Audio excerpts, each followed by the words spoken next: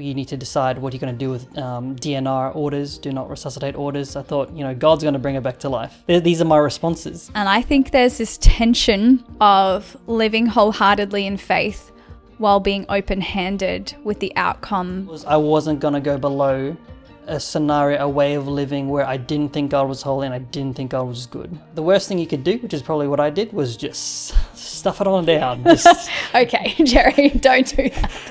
Don't It was just suppressed. One of the most prevalent ways that people will cope with distress is through distraction. You avoid moments of silence. Yes. Because that's sometimes where truth starts to creep in.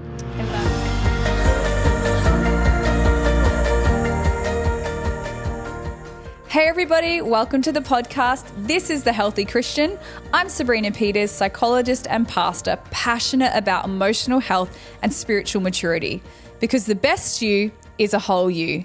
Let's check out today's episode. Hi, welcome to today's episode. We're going to be talking about grief and finding God in grief. And with me today, I have a friend. His name is Jerry. Jerry, say hello to the people. Hello, people. Glad to be here. Great. I hope there's some people listening and watching. Let's hope. Yeah. Jerry, we're talking about grief, and it's like a woo and then a whoa. It's gone down. Yeah. Doesn't have to, because grief can be good. But the reason that I have kind of asked you to share a little bit of your story is because in recent years you actually went through a really significant loss. So why don't you give us a bit of context to that and jump in? My mother, love her dearly. She passed away from breast cancer in 2019. She was actually diagnosed in 1997 when I was 2 years old. Okay. And she went through a couple of rounds of that, successfully went through the treatments and got through that, but it came back a couple times. And in about late 2017, that's when she was, in her last challenge, her last round of that. Fast forward to 7 p.m, February 27th, 2019, Mum passed away. I can only fathom what it would be like to lose a parent. And I suppose that's why sharing from something that is not theoretical or ethereal, but it's relevant and it's real and it's authentic, because that has been something that you've walked through in the last few years. Would you mind rewinding to maybe before Mum passes away? What did the lead up look like, and what did those few months look like? Yeah, so I never really thought Mum would actually pass away till about 24 hours before she did. So wow. About 5 months before she did pass away, I could tell she was getting sick, loss of energy, staying in bed all day. About 2 to 3 months before she passed, it became very obvious that something was not right. Okay. My dad was a shift worker, so Dad would take care of her throughout the day. But in the morning, I would be the one who would greet her in the morning, and I would make breakfast for her and take her to the toilet and swing her legs out from the bed because they were so swollen with fluids, and they were weeping and whatnot. So I could definitely tell that in the lead up to when she did pass away that there was something wrong, but I had such a hope and a confidence, a faith that was not going to be the outcome. So it was only when we got, like I said, 24 hours before she passed, that I realized that I think we may lose this. Yeah. We checked Mum into the hospital a week before, and I thought, oh, okay, we'll be out of here in no time. The doctor, he said, you need to decide what you're going to do with DNR orders, do not resuscitate orders. I thought, God's going to bring her back to life. We got wheeled into the palliative care ward. It's like, we're primed for a miracle. These are my responses. Yeah. It was only in the tea in the break room in the hospital where my dad, who was a symbol of stoicism and discipline and strength, he broke down in tears. Gosh. And it was so jarring that I actually thought he was laughing. Like it's crazy to think about that, right? Yeah. Like, never seen my dad cry before. Never seen him show that side of the spectrum of emotions, and he starts to cry and weep, and again the first 3 seconds, he's laughing. Why is he laughing? Oh, wait a second. That's a cry of defeat. Like, he's crying and he's defeated, and that's when I realized I don't think we're gonna win this. So, it's a weird thing to say that it was quite a drastic passing, in the sense that you could see something was wrong, something was developing, but it wasn't a possibility. Call me naive. It wasn't a possibility in my mind that she was actually going to pass. And so when I got to that 24-hour mark beforehand, that was the first realization of, I've only got 24 hours with my mum. Wow. Jerry, you said just so much in those couple of minutes, and my heart really feels for you as well in that switch point of that expectation of, we're praying and we're believing for a miracle. And to be honest, that's why this podcast is Finding God in Grief, because as believers, we do have faith, and we've seen, I don't know about you, but seen healings and miracles, and we've seen God come through in supernatural ways. So our disposition is one of, we're not going to lose the ones that we love, potentially. And I think there's this tension of living wholeheartedly in faith while being open-handed with the outcome of certain events. And what I'm gauging and what I'm hearing was, that was a moment where it almost flicked a switch of, what I had been believing for may not be what I receive. Can you tell us a little bit more about what was happening in your head and and in your heart too, emotionally, what was going on? Yeah, so like I said, 7 p.m., 27th February, she passed. The moments after that, the family's there. But I took a moment to walk out of the hospital, and I looked up to the sky, to the moon, to the stars, and I just said to myself, I said, God, you're holy and you're good. I believed it. I believed that statement. And I didn't know what I was doing at the time, but I felt like that was the right thing to do. Make a declaration. Not loud, but very sincere. Make a declaration, God, you're holy and you're good. And I feel that what that did was, it embedded this coding into my heart, so to speak, so that when I walked through the next season, which was a season of grief, a bunch of that season was unresolved grief. Yeah. When I went through those difficult moments, I would have that to fall back onto. Yeah. Like that was, I wasn't going to go below a scenario, a way of living where I didn't think God was holy and I didn't think God was good. So that was my response to that. And that didn't answer any questions for me. Yeah. It's like, why did my mum pass away? Yeah. So because you were holy and you were good. That's right. Because in the question of where's God in the grief, it is reconciling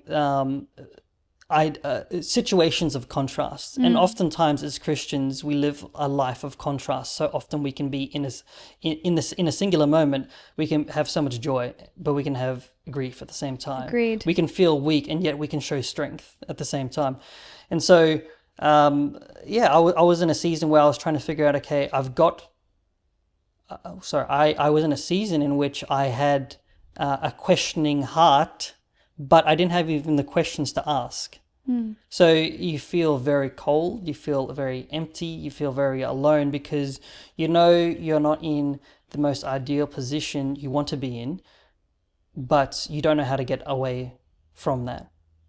And so the worst thing you could do, which is probably what I did, was just stuff it on down.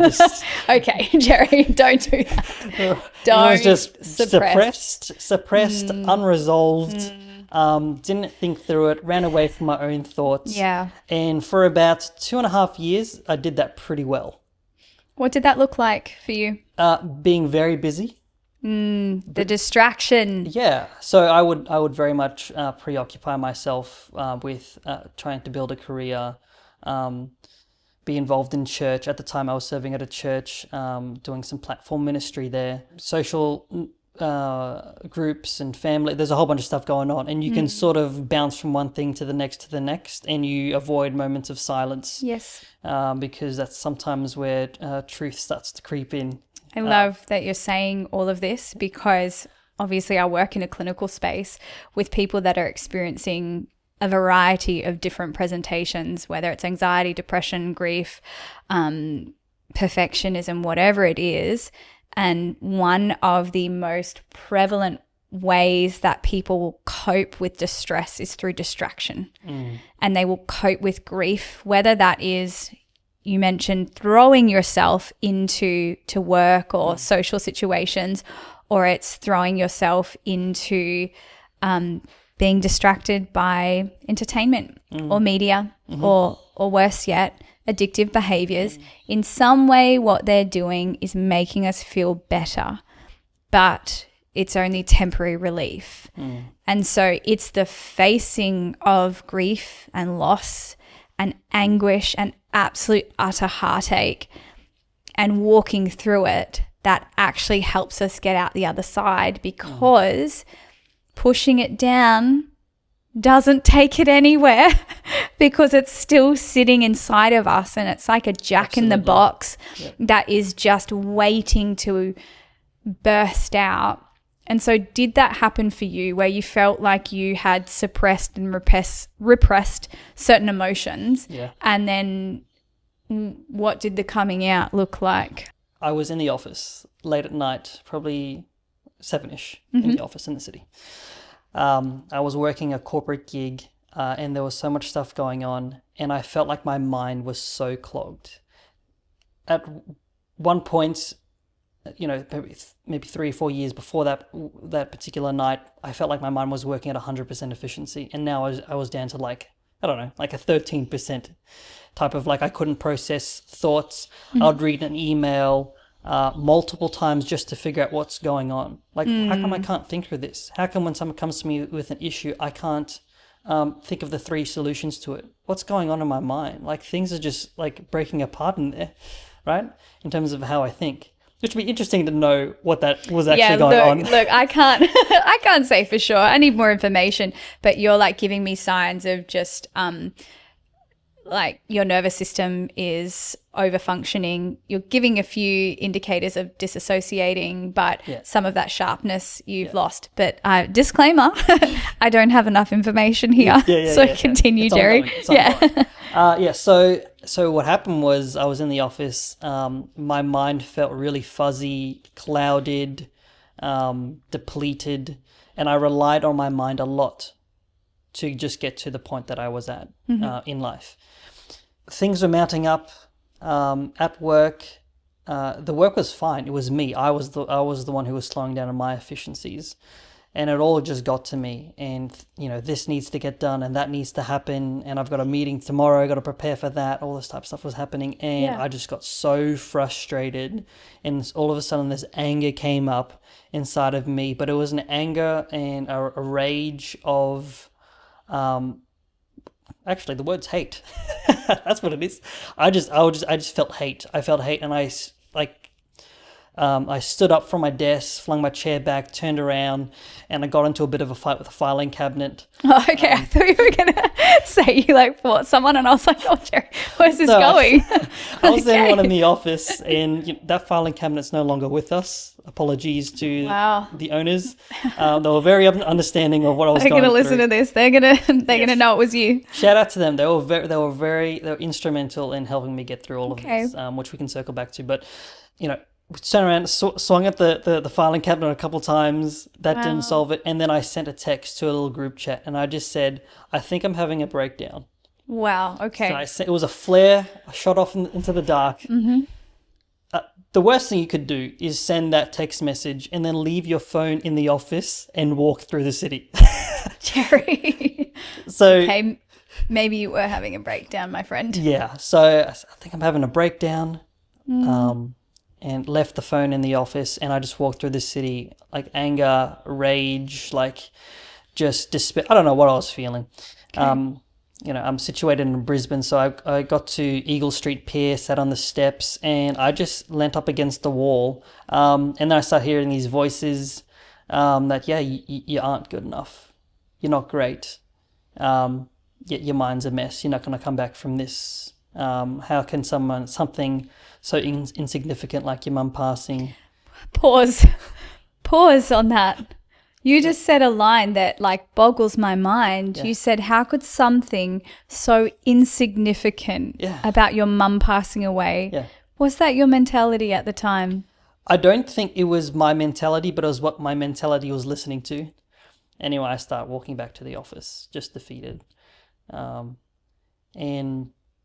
I see my brother-in-law and my one of my bosses at the entrance in the distance. And then I also hear another guy like this yelling in the distance.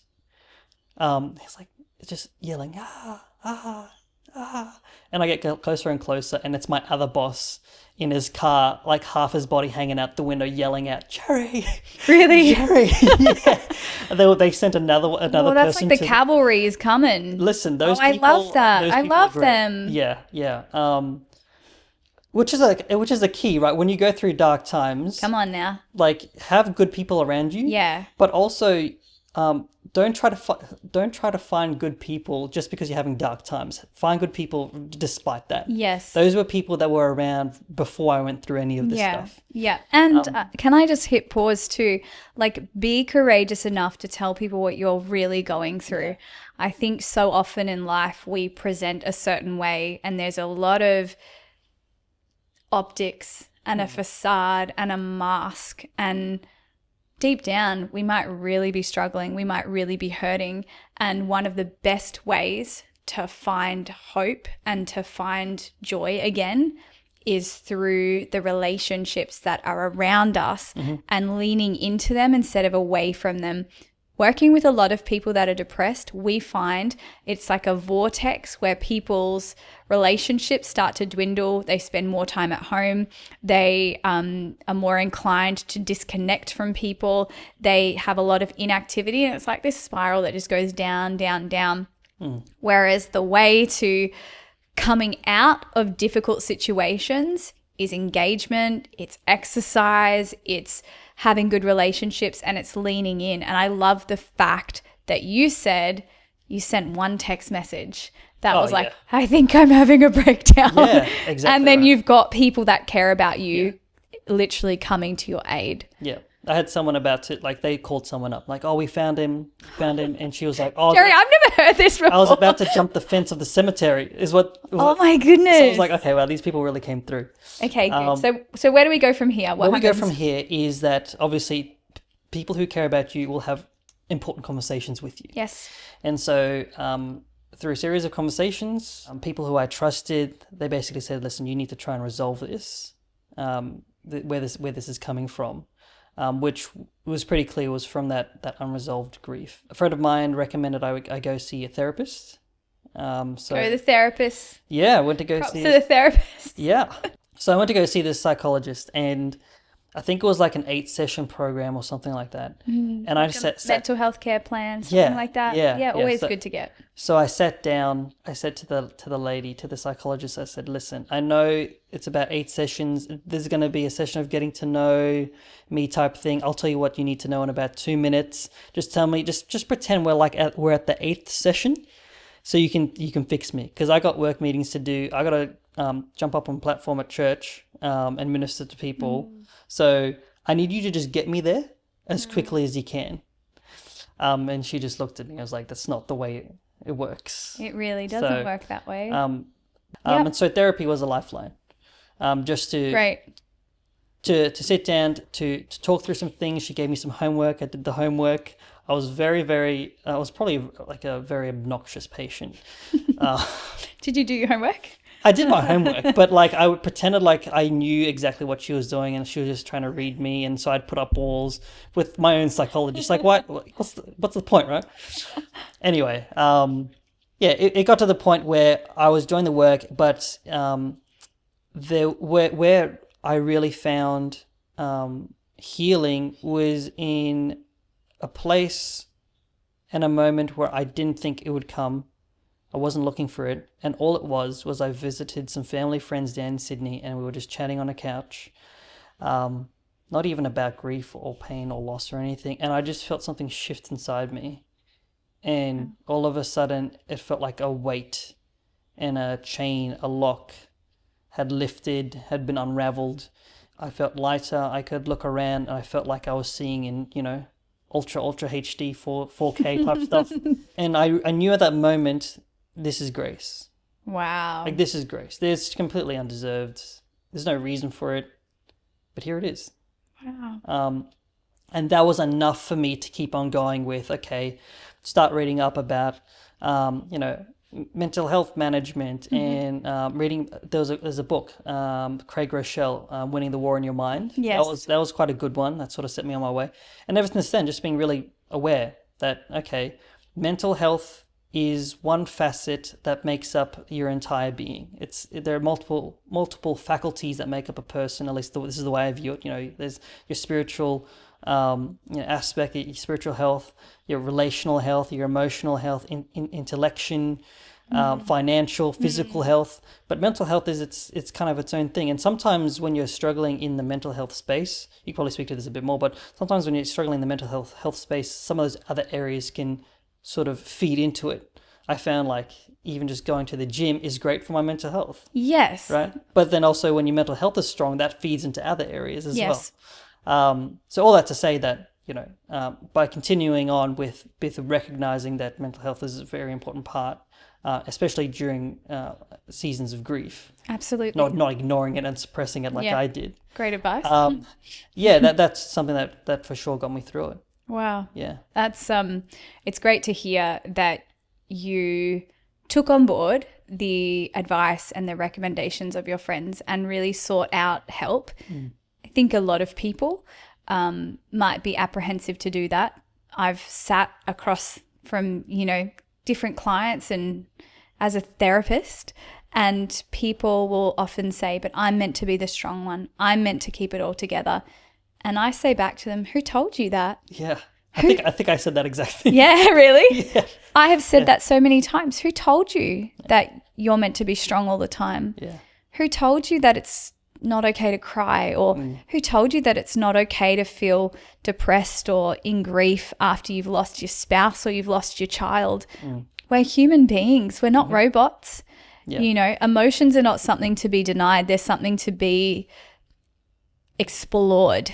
And so our emotions, they are really invitations, what is beneath the surface. And grief often is an indicator that we have lost someone or something that is very dear to us.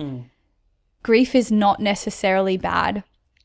Grief is someone meant so much to me that them not being present in this life splits my heart in two. Yeah, that's right. There's a saying, and some of your viewers may know where the saying's from. But I feel like I heard it it's a TV show. Okay, go. It's a TV show, and I heard this line actually while after my mom had passed away, and I was like, wow, this sums up grief so well. And the quote is, "What is grief but love persevering?" And it's off a superhero I've TV heard show. that. Yeah. But test the saying, see if it's true, and I think it is true. Yeah. I think the way I describe when I've thought about grief is kind of like jet lag for the soul. It's like you jet lag when you say maybe you live in Brisbane and then you fly over to New York, and the time zone difference and the time it took to get there, it's sort of like it knocks you around a little bit, like, because you're trying to readjust yourself to a time zone or a reality that's very different to what you just had. So you sort of had like this jet lag of the soul where, yes, I had my mum who was a huge influence in my life, and she was representative of faith, and she provided emotional nourishment and spiritual covering and all these type of things, and then that's taken away. And so now I've got this jet lag in my soul of like, okay, how do I deal with that? Jerry, there's a saying that I think is really significant, and it's along these lines that you don't move on from grief, you learn to move forward with it. So you don't move on, you don't forget about that person, and you don't just keep going. You actually learn how to cope with that person's vacancy in your life. Did you find that was something that you experienced personally? What you begin to realize is that, for at least an unredeemed person, someone who's not a believer in Christ, grief is something that you're trying to get away from as quickly as possible because of the pain. Yeah. And you're hoping just for it to come back to an ordinary.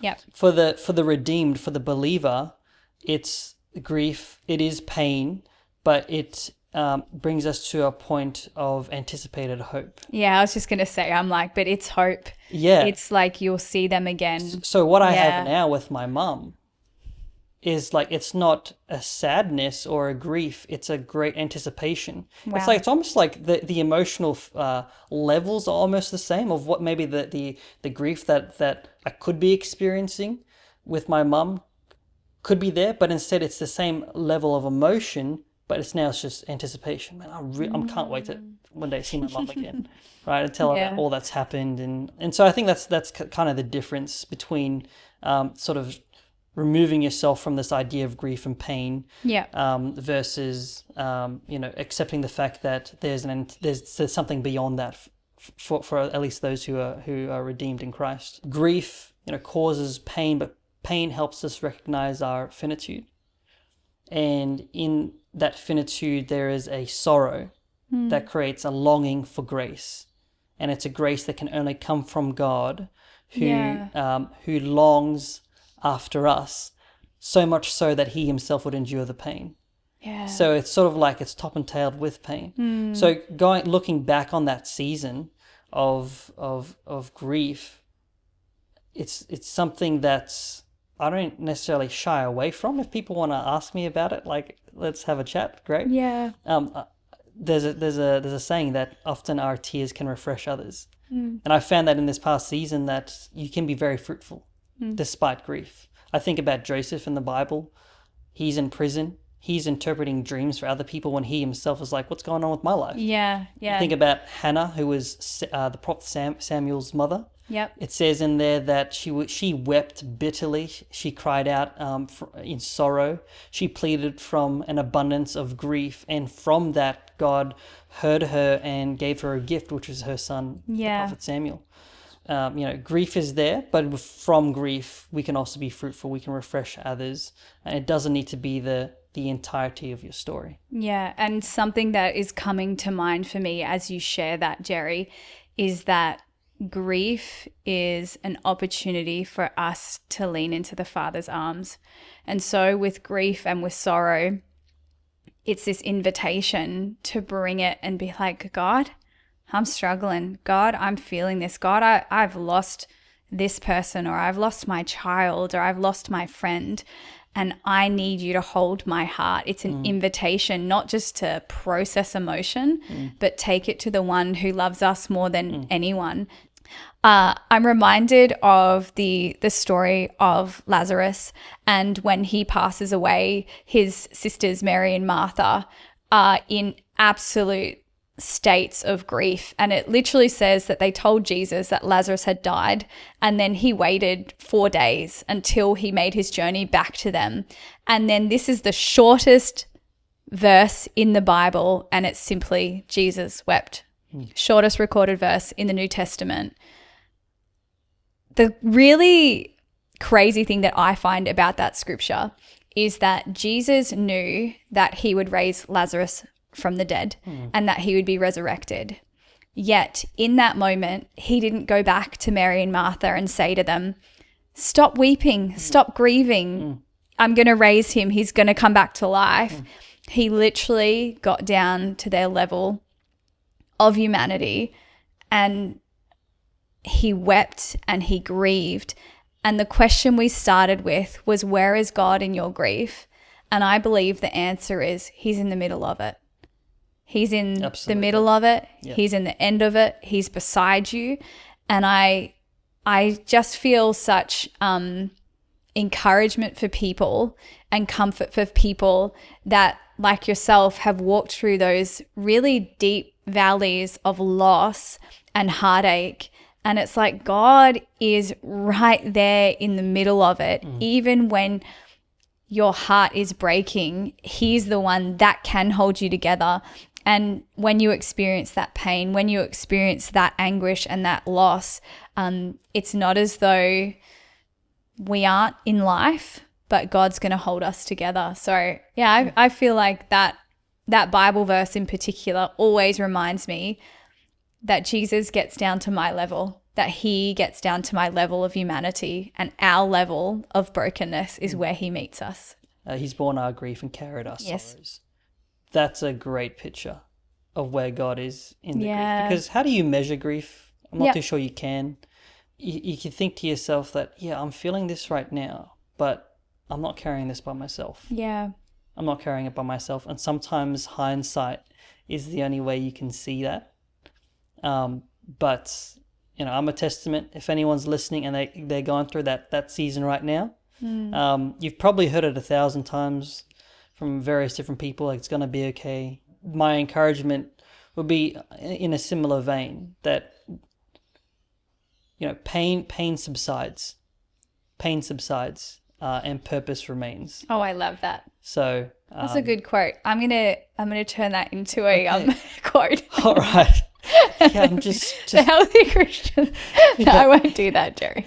But that it's true, though. resonates. It's That's true. awesome. Yeah, it's true. So I think that even in the seasons of pain, in seasons of grief, hold on to the purpose Come on now. that God's given you, because eventually the pain and the grief will subside. Love it. And my dog's come out here and he's joined Alfie's us. here. Yeah. Alfie's here. And Alfie is here. another great way, I don't know if the psychology of this, another great way to get through seasons of grief and pain, have some pets around. Yeah, legit. Pets are Legit. so legit. I often will bring that up in the therapy room because they do have a beautiful way of healing the soul. And from a psychological perspective, they actually release all of your feel-good hormones, oxytocin, serotonin, that kind of stuff. Before we close, there's, I suppose, an idea or a thought that I would like to maybe explore really quickly or just throw out there. And that's the fact that grief and loss is an inevitable part of life. And so preparing for it, talking about it, I believe is the way to go rather than being shocked or surprised when we do lose our loved ones. What do you have to say to that? For me, the first person I ever lost was an uncle who I'd met once. And when I found out that uncle had passed away, like, it hit me so hard. It hit me so hard. I was like, I didn't even know this uncle, but why am I feeling this way? So I had this low-grade fear from that point, from when I was like, early teenage years to when my mum did pass away, where I was like, how am I going to respond and react to someone who's actually much closer to me passing away? Yeah. The answer to that was, obviously I had my own testimony and my story there, but in hindsight, it would have been great for someone to tell me that, death and loss is actually quite a normal part of the human experience. Yeah, I agree. And that's something, I suppose, from both a professional level and a personal level that we attempt to implement. And one thing that just comes to mind is a few years ago, I was sitting with our kids. I think they would have been maybe like 7 and 8. And I've always been one, I suppose, I haven't experienced a lot of loss personally, outside of grandparents, but, not spouses and parents and things like that. But the truth is, inevitably in life, I will lose people close to me. And I'll circle back to the conversation I was having with my children. I just felt to tell them almost in preparation. I said, one day that your grandma and grandpa, we call my dad Kuro, I'm from New Zealand, Māori, and we call my mum Oma, who's German. And I said, one day Kuro and Oma are going to pass away. And initially my daughter was like, no, mum, that's going to be, they're not going to. And I said to her, Libby, rather they pass away than you pass away, because you're a child, you haven't lived your life. And then I continued on and I said, no, the reason I'm saying that is our prayer that it's not soon, that it's not going to be in the near future. But I said, Libby, Linky, I don't want you to be shocked that one day your grandma and your grandpa on both sides, they are going to leave this earth. I don't want you to be shocked, but it's okay to be sad. It's okay to be anguished, but it's definitely not something that we don't think about, because I want death to, in a sense, be normalized and approached differently and approached with sobriety and maturity. And I still bring that up every now and then. I say to the children, you know what that reminds me of? And as we were having that conversation and they kind of understood that, and they said, okay. I said, because we know that one day grandma and grandpa are going to pass away, you know what that invitation is for us to do is that we appreciate every time that we see them, is that we value that when they come and stay with us, it's really precious. And so we actually savor the moments and we recognize that life is a gift, but also the interactions we have with other people are not givens. And so we don't take it for granted. We don't take, we don't let it slip through our fingers. And I personally think it's a healthy way. Sometimes Benny's like, stop talking about death and stop telling them their grandparents are going to die. And I'm like, but it's true. And it's the same thing like when a child loses a pet. I think it's okay for us to experience that. I think that what you've done is you've taken the sting out of death. Like, it's like, you know, oh death, where is your sting? It's like, I think Jesus did it, but but thanks, Jerry. Yeah, he did. Praise me. But it's kind of like you don't like disregard the idea of death, but the sting of death has been taken away from that. And I think that's sort of like we would use in modern language, normalizing the idea of loss and death and whatnot. But the sting has been taken away from this. I think that's important. You know, not just for the children that we use grandparents as examples, but for every one of us to go, there will be people in my life that I will lose at some point. I'm not going to be shocked. Oh gosh, I'll be devastated. Like I think about my dad sometimes and I'm like, I'm going to be so sad about that. But it means that when I see him, I make every effort to have really deep conversations with him. I make every effort to reflect, and I got him something for Father's Day which had like 100 questions in it about his life, and seen that. They're amazing. So he's been filling that out because this life is temporal, but what you invest and what you sow into people, and obviously being a believer and being a Christian, we know that there are echoes in eternity. But I just think these are really healthy conversations to have. It doesn't mean that when there is loss and there is grief that it does not hit us right to the core. And again, I can only fathom what some people have been through. I can only imagine. I have no idea and I have no relatability to that. But I do know that it's something we all experience, and I do know that there is hope and there is an anchor that we can kind of cling to, and that God is right in the middle of it. Thank you, Jerry, for such a great conversation. Thank you. Appreciate your time. Great. Good stuff, bro. Thank you for tuning in to The Healthy Christian. I hope you enjoyed today's episode. Don't forget to like, share, and subscribe, and let's get healthy together.